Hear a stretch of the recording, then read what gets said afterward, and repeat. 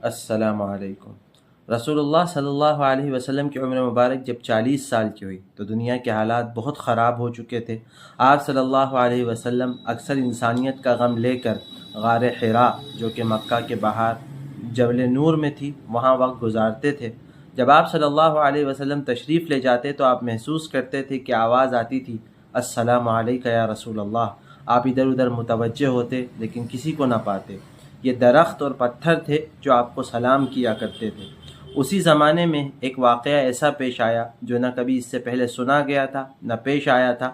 17 رمضان کے دن حضرت جبریل امین غار حراء میں آئے اور آپ صلی اللہ علیہ وسلم سے کہا کہ اقرا، پڑھیے۔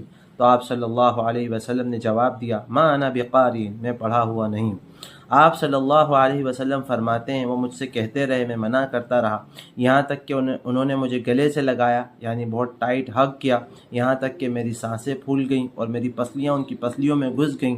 3 مرتبہ اس طرح کیا اور کہتے رہے کہ پڑھیے، اور پھر آخر میں وہ 5 آیتیں سورہ علق کی جس کی ابتدا اقرا بسم ربک الذی خلق سے ہوتی ہے وہ آیتیں پڑھ کر سنائیں۔ یہ پہلی وحی تھی جو اللہ رب العزت کی طرف سے غار حراء میں حضرت جبریل علیہ السلام کے ذریعے نازل ہوئی تھی۔